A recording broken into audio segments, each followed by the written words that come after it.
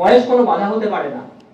এটা যেমন উঁচু বয়সের ব্যক্তিদের ক্ষেত্রে সত্যি, আবার আমাদের এই সংগঠনের সর্বকনিষ্ঠা সদস্যা যার নাম মৌমিতা সরকার, সে আপনাদের সামনে একটি ছোট্ট কবিতা পাঠ করে শোনাচ্ছে।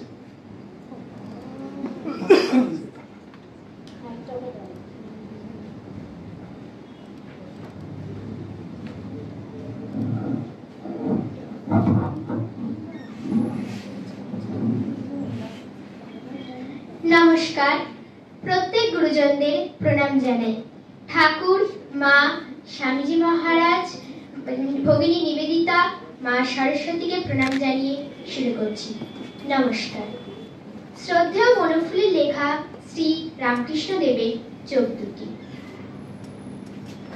আশ্চর্য চোখ, পদ্মপলাশ নয়ন নয়, খঞ্জন গঞ্জন আখিও নয়, অতি সাধারণ চোখ, কিন্তু সে চোখের দৃষ্টি কি অপরূপ। চোখের কোণে কি সহাস্য প্রশ্ন, তা যেন বলছে, এখনো তোরা মেতে আছিস, এখনো ফুল ভাঙেনি, কি কাণ্ড। সেই প্রশ্নকে কিন্তু প্রচ্ছন্ন করে রেখেছে অসীম করুণা, অনন্ত আশ্বাস। তা যেন বলছে, হবে হবে, ঠিক পারবি, চেষ্টা কর, ঠিক পারবি, তোকে পারতেই হবে। নিষ্পলক নয়নের নিঃশব্দ বাণী নিরন্তর বলে যাচ্ছে, পারবি পারবি, ঠিক পারবি, তোকে পারতেই হবে। নমস্কার।